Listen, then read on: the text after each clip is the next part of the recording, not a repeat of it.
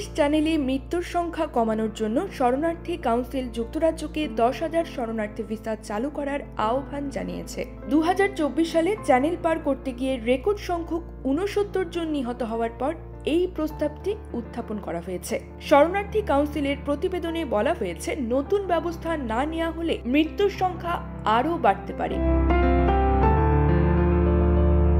প্রতিবেদনে ফরাসি ও ব্রিটিশ কর্তৃপক্ষকে মৃত্যুর তথ্য আরও ভালোভাবে নথিভুক্ত করার আহ্বান জানানো হয়েছে এবং উদ্ধার কার্যক্রম উন্নত করার সুপারিশ করা হয়েছে। একই সঙ্গে উত্তর ফ্রান্সের উপকূলে চলমান ঝুঁকিপূর্ণ পরিস্থিতি এবং ফরাসি পুলিশের কড়া নজরদারি নিয়ে উদ্বেগ প্রকাশ করা হয়েছে।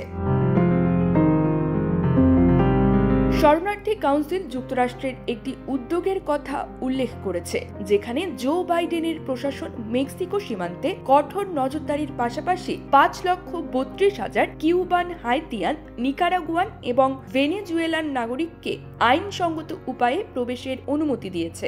এই উদ্যোগে 2024 সালের সেপ্টেম্বরে অনিয়মিত প্রবেশের সংখ্যা মাসিক গড়ে 54,000-এ নেমে আসে, যা 2022 থেকে 23 সালে ছিল 2 লাখ।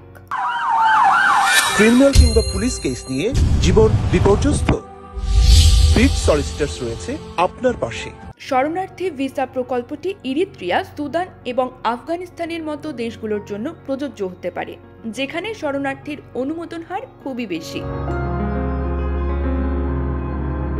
প্রতিবেদন অনুসারে 2024 সালের 3 সেপ্টেম্বর একটি ঘটনায় 6 শিশু এবং একজন গর্ভবতী মহিলা সহ 12 জনের মৃত্যু হয়। কিছু প্রত্যক্ষদর্শী মনে করেন প্রকৃত সংখ্যা ছিল 15। 19 জুলাই 2024 তারিখে চ্যানেল পার হওয়া একটি শিশু জানায়, তারা যাত্রাপথে আরেক শিশুকে পানিতে পড়ে মারা যেতে দেখেছে।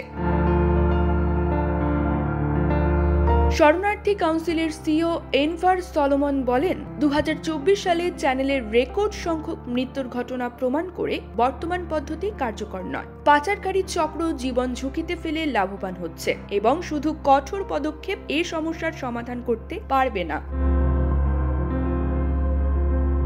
আরও নিরাপদ ও আইনি পথ প্রয়োজন, যা যুদ্ধ ও নির্যাতন থেকে পালিয়ে আসা মানুষের জন্য জীবন রক্ষাকারী হবে। সরকারকে একটি ভিন্ন পদ্ধতি গ্রহণ করতে হবে, যাতে 2025 সালে গত বছরের মর্মান্তিক ঘটনা পুনরাবৃত্তি না ঘটে।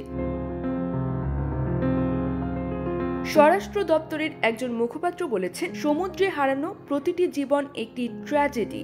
আমাদের প্রচেষ্টা জীবন রক্ষার পাশাপাশি আমাদের সীমান্ত রক্ষায় নিবদ্ধ। News desk, Brit TV.